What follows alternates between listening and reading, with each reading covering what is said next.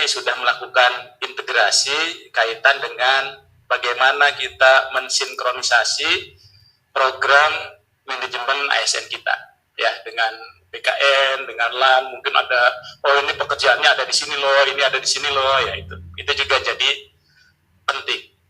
Nah ini Bapak Ibu sekalian, kita bisa lihat yang pertama, ketika Menteri Pan-RB mengeluarkan surat 185, itu trending topiknya tuh nomor 1. Sampai orang mengatakan bahwa, wah kami nggak mau nih dialihkan jadi P3K. Gitu ya. Jadi bagi yang sudah duduk-duduk itu saat ini, menjadi tenaga-tenaga tadi, apakah dia honorer atau PTT atau apapun namanya, wah kami nggak harus jadi P3K nih. Wah itu nomor 1 tuh waktu itu. Ya, sampai banyak yang marah tuh Bapak Ibu sekalian ya. Wah ini Menpan mau menghapuskan tenaga honorer gitu ya. Padahal saya sudah jelaskan, ini bukan menghapuskan, tapi menghilangkan gitu ya. Supaya mereka punya status yang jelas kan gitu. Jadi artinya Bapak Ibu sekalian, itu jadi luar biasa isunya. Ya. Jadi seolah-olah menghapuskan dan sebagainya. Kemudian itu berkembang, keluarlah surat tadi Menpan yang baru, ya, kaitan dengan pendataan tenaga non ASN. Kalah tuh yang 185 Bu, wah naik yang ini.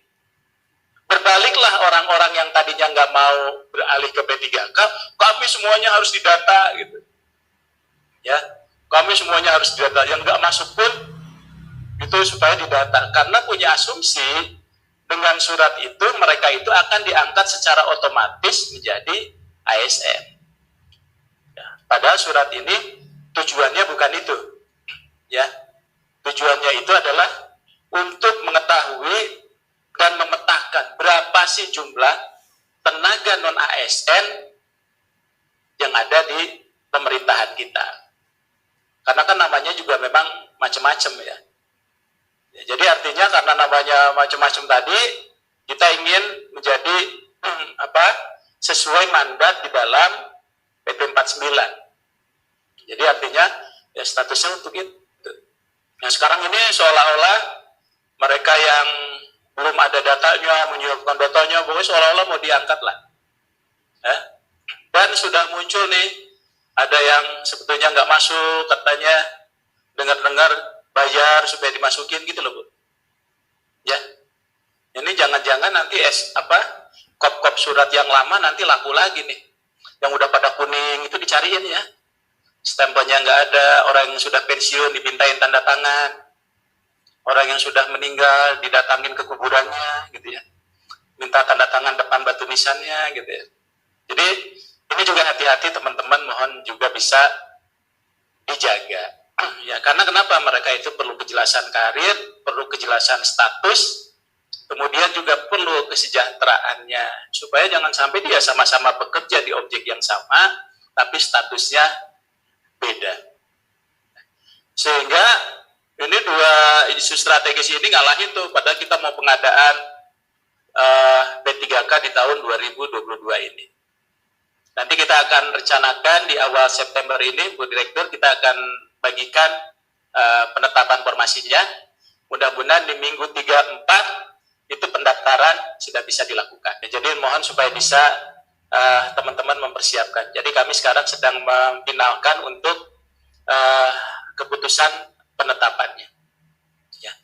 Termasuk juga penilaian kinerja dan transformasi jabatan. Ya, yang saat ini juga sedang dilakukan, apalagi begitu ada transformasi penilaian kinerja, ini banyak galau nih, ada yang bilang kita kembali ke belakang lah, ada yang bilang kita ke depan gitu ya, ada yang bilang jalan di tempat, ya nanti kita lihat aja. Ya.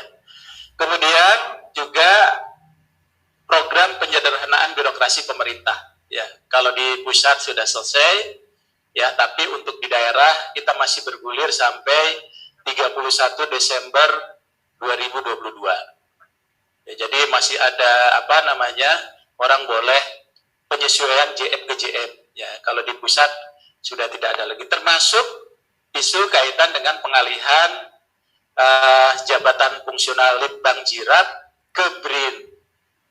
Berarti waktunya nanti sudah habis ya di 24 Agustus. Jadi kalau ada teman-teman yang sudah diusulkan ke presiden tuh Bu, ya, tapi ternyata usianya di atas 58 itu belum ada karena dia bukan lagi peneliti setelah 24 itu, maka dia otomatis pensiun. Ya, jadi yang BRIN ini hati-hati, kita sudah memberikan kelonggaran, ya. Ya sudah rapat juga nih dengan Bu Sri ya, dengan tim, bahwa tadinya Januari kita buat Agustus 2022 ya. Jadi sekarang udah selesai tuh.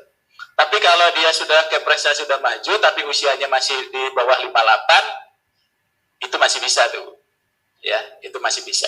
Jadi tolong teman-teman yang tadi penyelesaian untuk JF-nya yang belum ke BRIN atau dia belum punya pilihan di JF lain, itu ada konsekuensinya.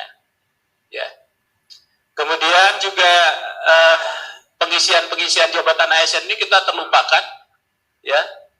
Banyak jabatan-jabatan yang seharusnya tidak diisi oleh si A juga diisi, yang tidak harus diisi oleh status ini dia diisi, kita lupa nih dengan yang ini. Ya. Jadi bahkan pendataan dan penataan ini ada persoalan jual beli jabatan, kecurangan tuh kalah tuh, jadi ketutup semua, ya. Walaupun ada satu yang nggak ketutup, yang beritanya sekarang tiap hari ada.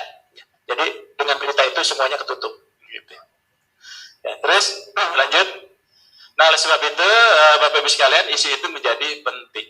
Ya. Nah, oleh sebab itu kami juga ingin bahwa setiap jabatan-jabatan itu bisa memiliki standar yang sama, baik dari dia cara masuknya maupun dari sistem pengembangan karirnya, termasuk dari aspek kesejahteraannya.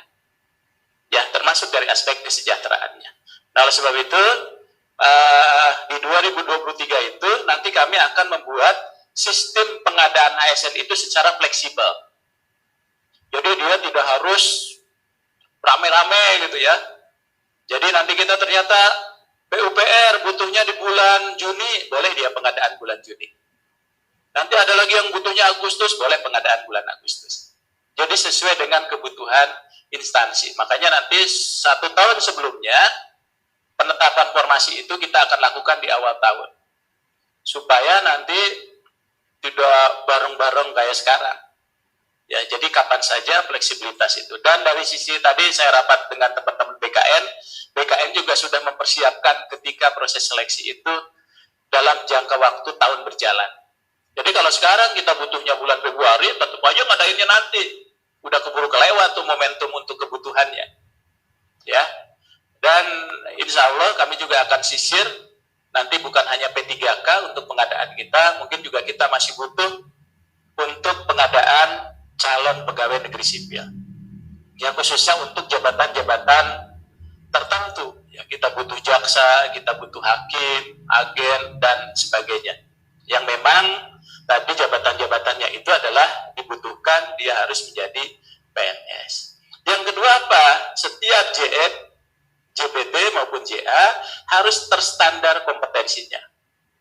Bahkan nanti ke depan standar kompetensi itu nanti akan kami serahkan ke masing-masing instansi untuk bisa menetapkan standar kompetensinya. Jadi kita hanya untuk pedomannya saja yang kita buat nanti. Tapi kalau orang sudah terstandar, cara masuknya juga sudah tadi terukur, kompetensinya terstandar, butuh dong kalau standarnya sudah ada, berarti apa? Kinerja apa sih yang bisa dia hasilkan? Ekspektasi dari atasan itu bisa terpenuhi enggak oleh para pejabat fungsional itu? Makanya kinerjanya yang tadi diukur. Ya, makanya kinerja ini menjadi penting karena memang Bapak Ibu harus betul-betul mengimplementasikan ini dari awalnya itu dari aspek kepemimpinan. Jadi kalau kepemimpinannya payah nih, kalau kita mengimplementasikan Permen 46, ini agak repot ya, termasuk mekanisme kerjanya. Kalau itu sudah dilakukan, mau dibayar berapa sih? Mereka tuh sudah terstandar, kinerjanya bagus dan sebagainya. Maka kita evaluasi jabatannya. Ya, harusnya saya bilang namanya evaluasi jabatan. Ketika teman-teman mengusulkan kelas jabatan setelah dilakukan FJAB gitu, harusnya evaluasi jabatan itu bisa naik, bisa tetap, bisa turun loh harusnya. Namanya juga evaluasi. Tapi kita kecenderungannya sekarang naik gitu ya.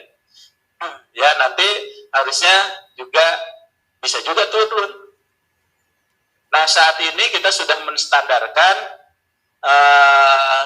kelas-kelas jabatan. Jadi Bapak Ibu, kelas jabatan yang sudah diusulkan oleh instansi pembina, misalnya WI sekarang jadi 14, WI tempat lain pun nanti 14. Ya, nggak ada lagi perbedaan. Kalau auditor juga utamanya sudah 14, auditor dimanapun, sepanjang auditor utama, maka dia kelasnya pun sama di posisi 14. Tapi nanti tetap harus diusulkan dulu ke Menpan. Tapi pasti kami berikan 14, karena yakin, misalnya auditor utama di BKN, dengan auditor utama di KKP, pasti bobotnya beda, walaupun sama-sama 14. Nah, yang ingin kita ketahui adalah bobotnya. Tapi kan yang penting 14. Ya, nah itu yang sudah kita lakukan saat ini. Kalau dia sudah punya kinerja bagus, standar bagus, cara masuknya juga bagus, gitu ya. Kemudian juga kinerjanya bagus, dia slotnya mau kemana? Oh, memenuhi syarat untuk ke JPT, silakan ikut seleksi terbuka kompetitif. Oh, ke talent management, ya silakan. Oh, ke JF yang lain.